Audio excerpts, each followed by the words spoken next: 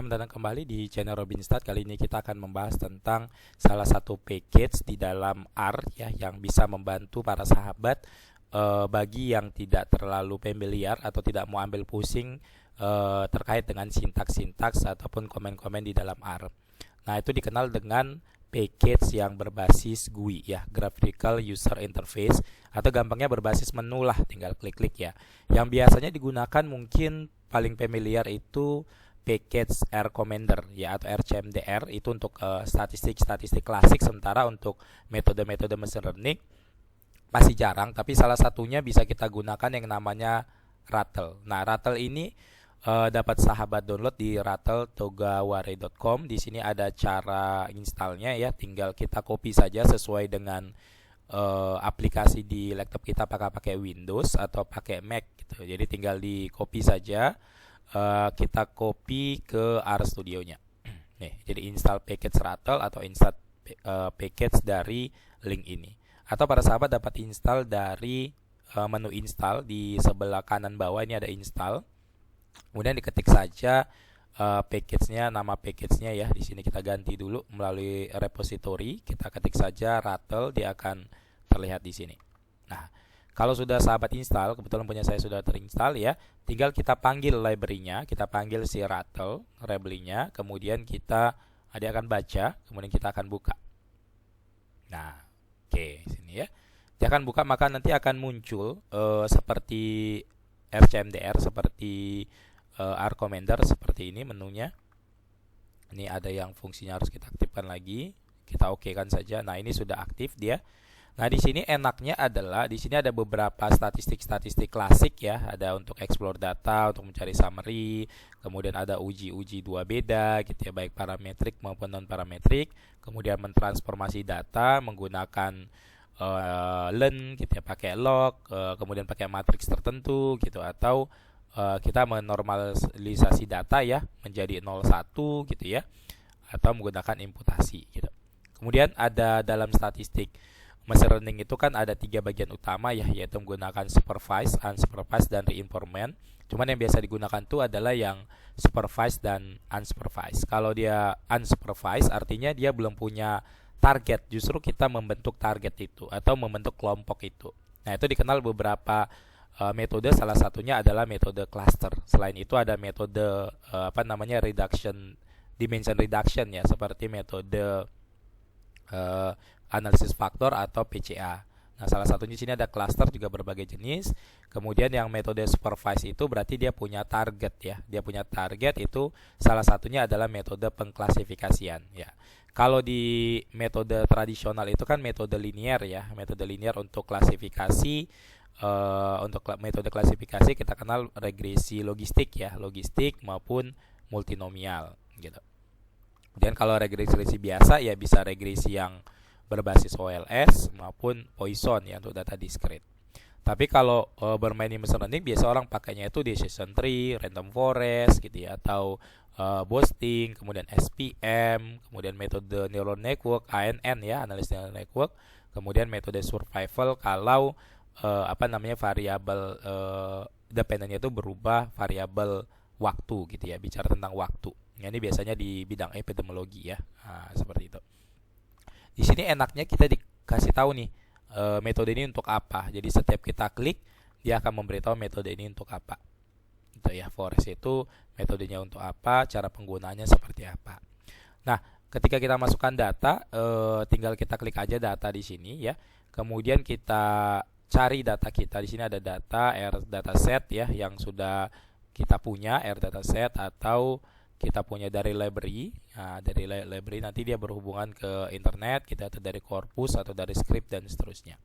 Nah, kalau dari data biasa kita klik aja source-nya file, kemudian file name-nya kita cari.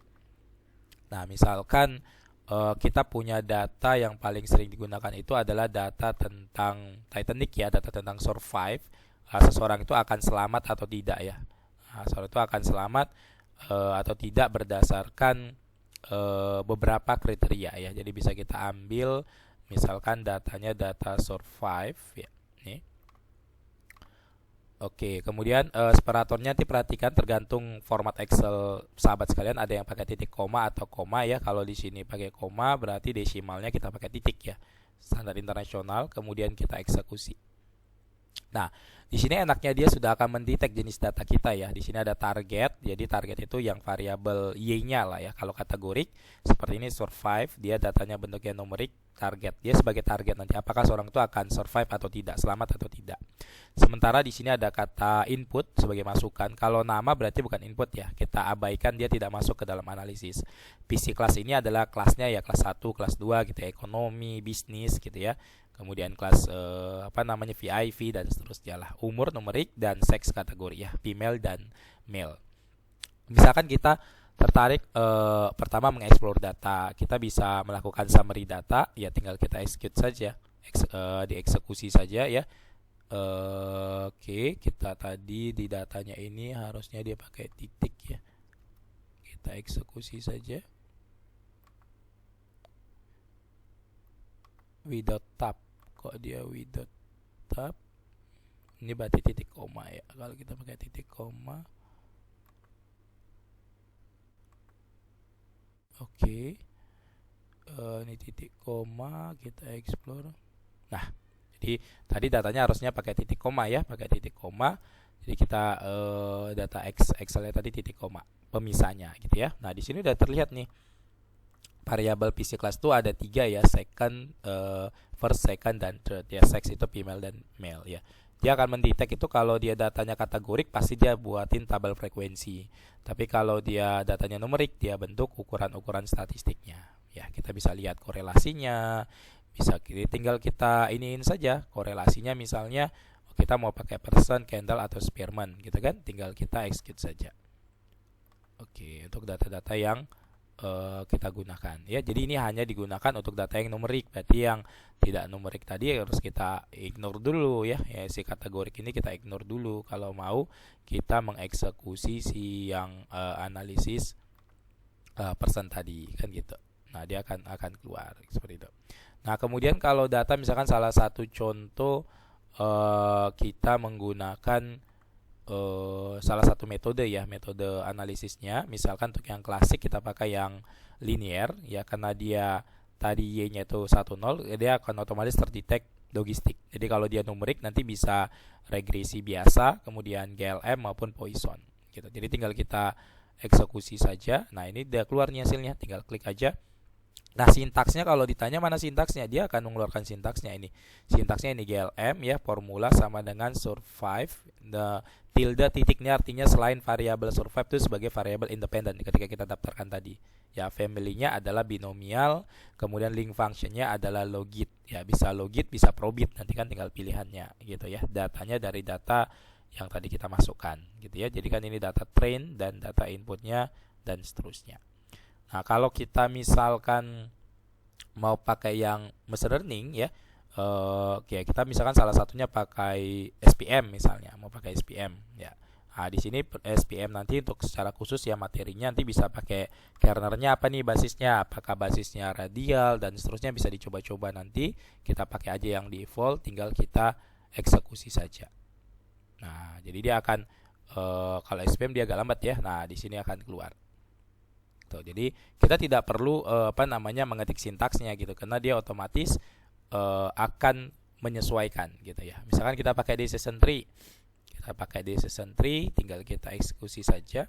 Nah, ini keluar decision tree-nya. Nah, jadi sintaksnya itu ini, dia menggunakan package rpath ya. Jadi di rpath ini survive tilde titik, itu artinya ini targetnya, selebihnya sebagai variabel independen, dan dia juga akan mengeluarkan unsur-unsur yang kita perlukan. Nanti misalkan untuk evaluasi tinggal kita klik di sini. Evaluasinya mau dari apa nih? Dari sisi ROC, dari sisi validationnya dan seterusnya ya, atau sensitivity-nya, precision-nya dan seterusnya. Ya, itu mungkin pengenalan singkat untuk penggunaan package Rattle. Nanti akan untuk video-video berikutnya kita akan bahas satu persatu metode machine learning-nya. Semoga bermanfaat. Sampai ketemu di video-video berikutnya. Terima kasih.